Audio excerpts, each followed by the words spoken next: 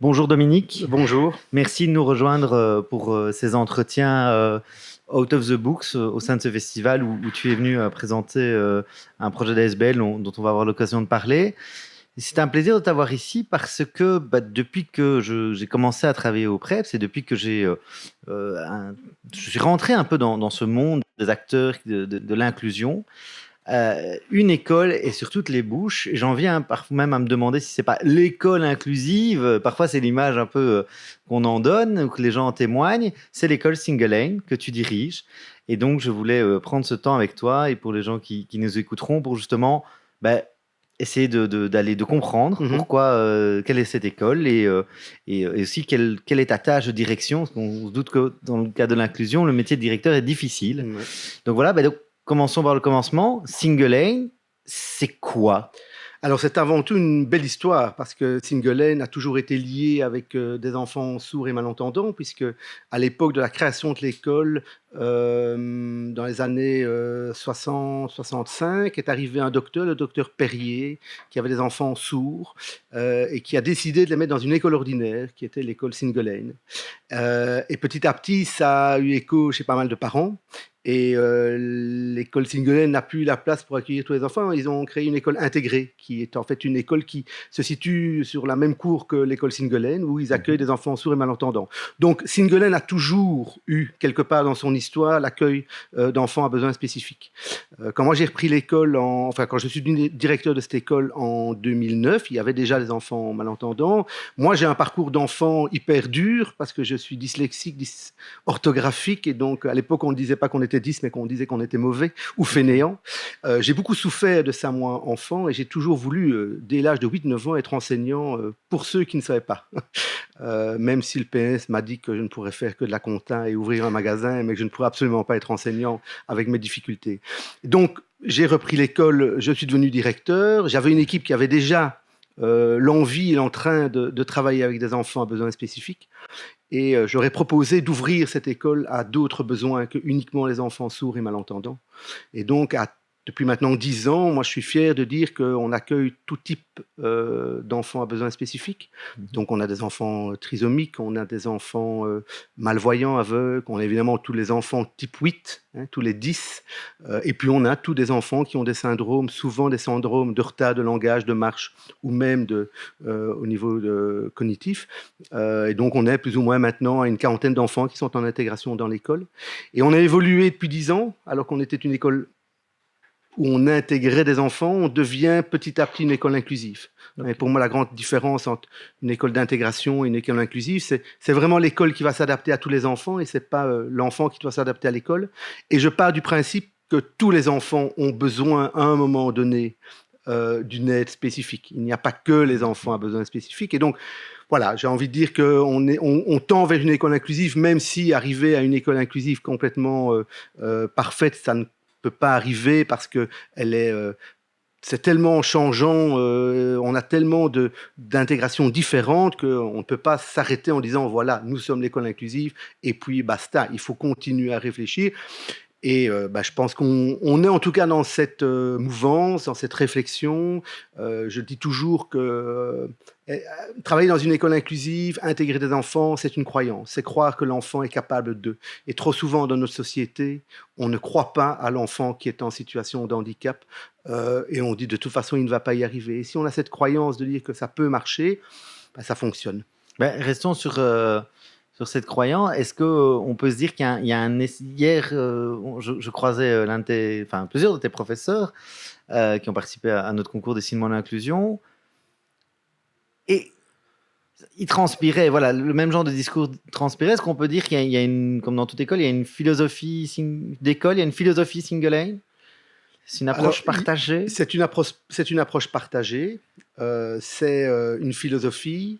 Alors, ce n'est pas parce que je suis directeur que je dis ça, donc ce n'est pas me mettre en avant moi, mais je pense qu'il faut une direction. Il faut quelqu'un qui croit en cette école inclusive et qui va être partie prenante avec les enseignants, qui va travailler, qui va se former, qui va aider les enseignants, qui va mettre de quoi aider encore plus l'intégration des enfants.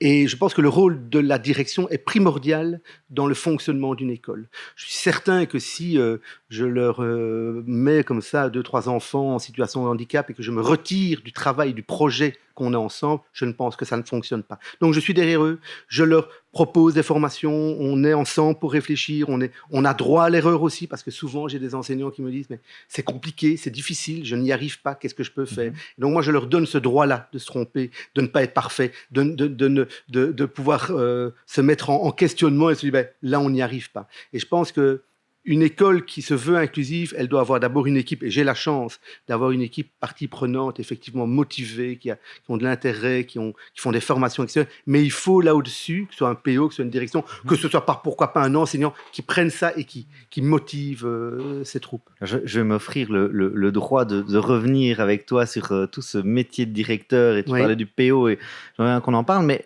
avant cela, pour bien terminer de comprendre ce paysage. Oui. Donc, tu nous as expliqué l'histoire de Single Lane. Pratiquement, concrètement, comment ça fonctionne Alors, comment tu décrirais cette école aujourd'hui en termes d'options, en termes de dynamique? Il y a quoi? Il y a 10 profs par classe? Comment ça fonctionne? Alors, on peut en parler. J'en parle dans pas longtemps d'ailleurs. Il y a plusieurs pistes. Je pense que ce qui est important, c'est de permettre aux enfants de pouvoir vivre à leur rythme, de travailler, de comprendre, sans être dans le stress tout le temps. Donc je pense que si on veut avoir une école inclusive, il faut repenser au modèle éducatif en Belgique. Je ne suis pas certain que si on propose quelques petits aménagements raisonnables, et on n'a pas pensé à une philosophie complète de l'école qui repense les bulletins, les points, les évaluations, qui repense un autre type d'enseignement et pas uniquement des maths et du français, qui propose un enseignement manuel, qui propose un enseignement qui permet à des intelligences multiples de pouvoir fonctionner. On va faire quelque chose à court terme qui va de toute façon mourir à long terme. Donc pour pouvoir ouvrir et se dire qu'on va accueillir des enfants à besoins spécifiques, il faut repenser notre modèle éducatif. Alors comme pour l'instant les politiques essayent de le faire par des pactes d'excellence, mais on ne parle nullement, jamais dans le pacte d'excellence de l'école inclusive, ni même dans les référentiels, on ne met en avant les enfants à besoins spécifiques. On nous parle de pacte d'excellence pour quels enfants?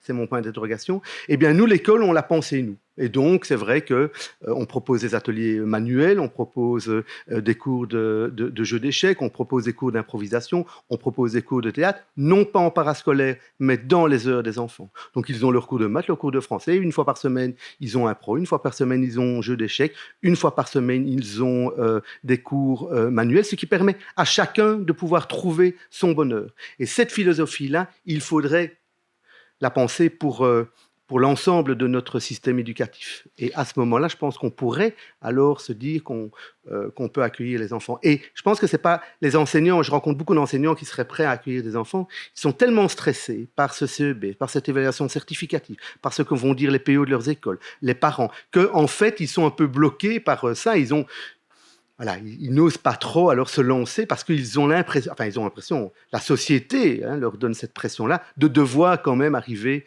à quelque chose en fin de sixième, et qu'ils ont peur que s'ils ont des enfants à besoins spécifiques, ils n'arrivent pas, comme ils disent, à boucler leur programme. Nous, on a repensé l'école autrement. On s'est adapté à l'enfant. Ce n'est plus l'enfant qui s'adapte à nous.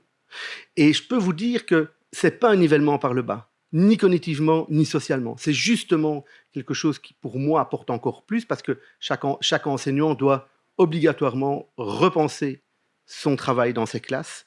Et donc, si ça profite à un enfant malentendant, si ça profite à un enfant malvoyant, ça profite aussi à un enfant ordinaire.